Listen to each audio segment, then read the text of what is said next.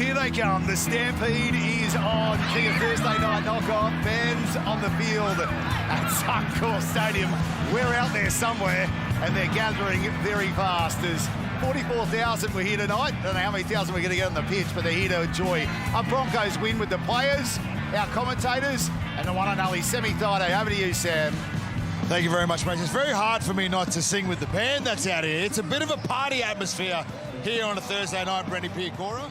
Mate, the boys were partying out there on the field tonight too. How'd you feel?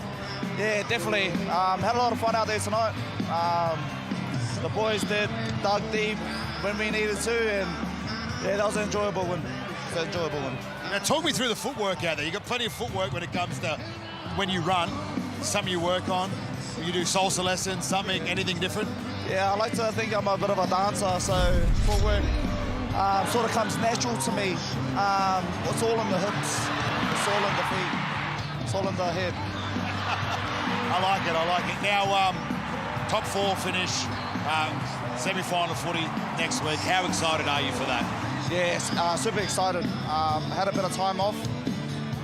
Really got the gas tank fixed in those weeks off, so going into next week it'll be a good tester for us and us boys as well. It's exciting times. Brandy, mate, congratulations, well done. All these fans are waiting for you. Go and sign some autographs. I'm going to go and have a sing with the band, actually. I don't even know who I'm throwing to, so whoever wants to take over next, over to you. Go, Brace. You're great, man. Great to have Sammy a part of our coverage here tonight. You never know what you're going to get with him. These scenes here, though, they are something special. Last year, chaos. This year, there's another vibe about it, but it feels very good if you're a Broncos fan on the back of that win tonight. JT, Cam, let's get stuck into the match itself as the fans celebrate here. And they're loving it. Are you loving it? Yeah, of course they're loving it. They're loving it. On the back of what they saw tonight, our Macca's highlights from go to woe. It was a game that Brisbane never really looked out of control of, Jonathan. No, it was a team that was really ahead of their footy on both sides of the ball. They were attacking with their defence, but they were so measured when they had the ball. Early on, they were targeting Munster and Jerome Hughes with the ball, so they was getting their tackle count up, and it was like a boxing match. You want to go the 12 rounds? Well, I'll go 13. And that's what they did. They were outstanding tonight. I think this was their best performance of the year. Yeah, well, I think from early in the season, you probably see a more explosive performance from the Broncos, but I agree with you, JT, and it was all off the back of this man here. A very measured performance by the entire footy side. I think that's his most consistent 80 minutes of football that he's put in this year, Reece Walsh. They worked really hard defensively. They had a fast-moving defensive line, put a lot of pressure on the Storm's attack. They found a couple of chinks here and there. This was a lovely play towards the end of the game to get them back in the match. That's where I think the Broncos looked the most nervous all game with about 10 minutes to go in the second half. And it looked as though there could have been an unlikely fight back by the Melbourne Storm. But I just think overall, they come with a game plan of attacking their edges, you know, trying to get quick play of the balls, backing their skill out wide, and they did not go away from that plan, which is, come finals time, that's a really important component of finals football, is that you have a game plan that you believe in and that you buy into, and everyone goes out there and executes it. For Melbourne, Smithy, it's back-to-back losses for them, and after a heavy defeat last week and clearly outplayed tonight, what does that do to their confidence heading into next week? Well, I think it'll be knocked about a little bit. Of course, let's go back to the Jerome Hughes injury. I think that played a big part in what happened out there tonight. But I think Jonah Pezzett has to come into the side. I think he has to be put into the halfback position. I think Tyron Wishart's done a commendable job over the past 6 weeks of playing in that role. But Jonah Pezzett's been coming off the bench. He's an organiser. So he's grown up and played in the halves, and he's the best talker outside of Jerome Hughes. So that's including Cam Munster, that's including Pappenhausen. And I know he's the least experienced out of the lot, but there he is there on the screen, the young man. I think he needs to be thrown in to play halfback just to steer this side around. JT, how much of a say does Cameron Munster have in that? Because he's out there tonight trying his guts out, but he's going to have to step it up another notch as well. Yeah, and don't forget, Harry Grant comes back next week as well. He's been it's a huge on 2-match suspension for that high shot, and he was arguably the best player in the competition over the last 2 months, Harry Grant. So what you spoke about in commentary, when Melbourne Storm are at their best, they're playing flat and fast over the advantage line. And then you've got Munster, Harry Grant playing off that, Munster playing off that, Jerome Hughes, Jonah Pezzett playing off that, Pappenhausen, and they're getting their fast blokes around the ruck to cause havoc. So I think it's a big wake-up call for them. And I think, I agree with you. I think Jonah Pezzett has to come in there and organise it with Harry Grant and let Munster just roam with Pappenhausen, and that's when they're at their best. Well, they're going to need all their big guns to fire, aren't they? It's a huge clash. They're playing the Bulldogs. We've known that for a little bit now. It's going to be in Melbourne. Massive. But it was a costly game for them tonight. So they lose Jerome Hughes. He's going to be out for a significant amount of time. I reckon Nelson's going to cop maybe 2 or 3 weeks as well. He just come off a $3,000 fine, I think, from last week for a similar incident. Yep. So he's going to be in a bit of strife as well. Tui Kamika-Mitha come off with an arm injury, didn't return to the field. So we just don't know what the Storm's going to look like next week. We know Harry Grant's back. As I said, Jonah Pezzett has to come in. I think that will relieve a little bit of pressure off Cam Munster, Brace. I think when Cam Munster thinks he has to do too much, that detracts from what he's so good at, is just being out wide, waiting for his moment, and then playing off the cuff. All right, more on the Melbourne Storm a little later on. I tell you what, this place is going off tonight. Great to see so many Broncos fans here. They're getting a bit of bang for their buck tonight. And Semi, you're live with one of their star players. I am live with one of their star players, but he's actually just left me. So I'm standing here by myself, but that's fine. I'm happy to be here by myself because I'm here. I'm having a party. How good was the band before? I was so close to getting up on stage, singing with them. They're singing a Luke Combs cover there. I might even book him for my next party. So actually, here he comes now. He's running back to me now.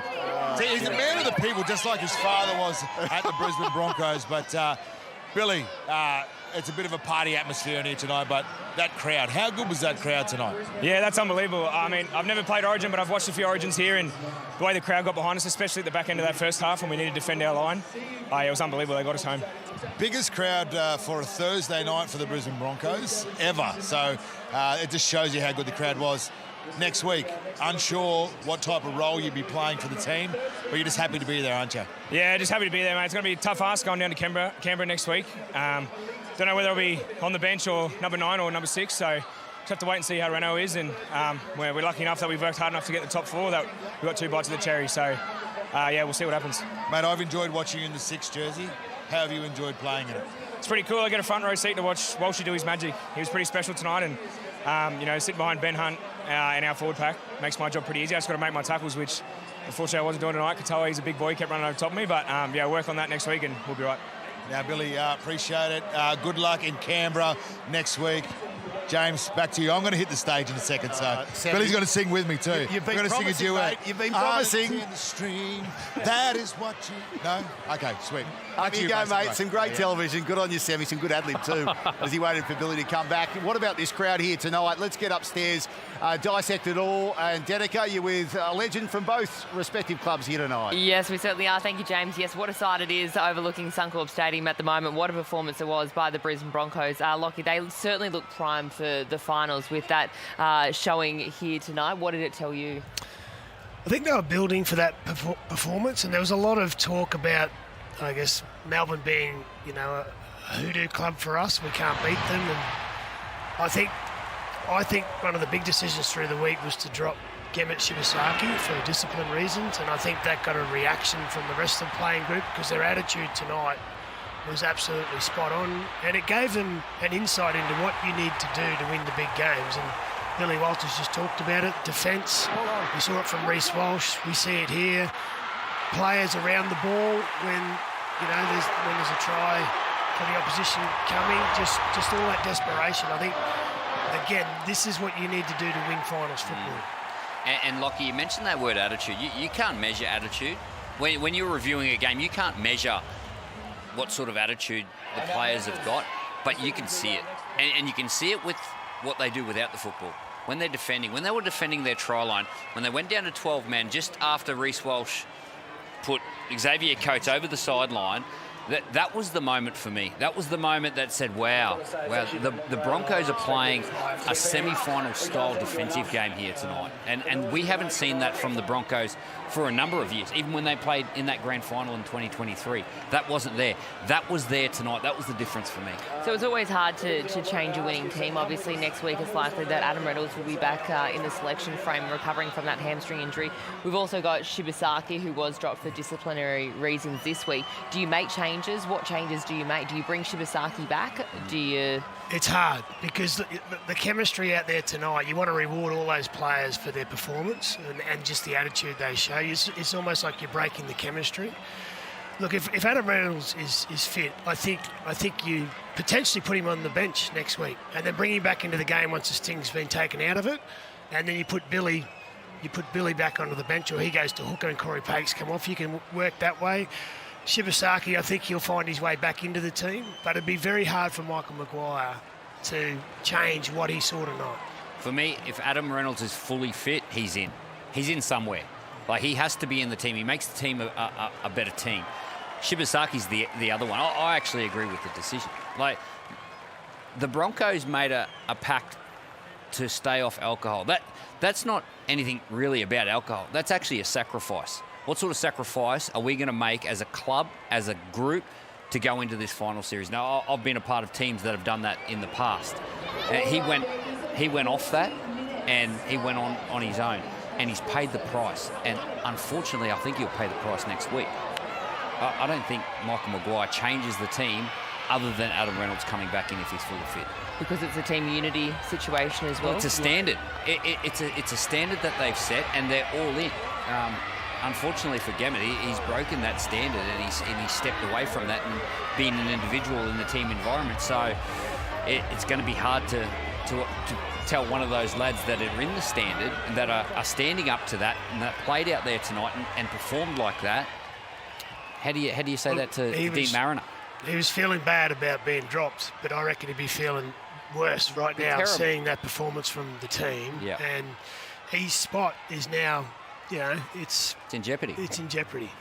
Well, plenty to play out as well in the coming days, and plenty of selection choices that Michael Maguire has to make. A party atmosphere here at Suncorp Stadium, James, but as we heard, the Brisbane Broncos, they won't be partying tonight.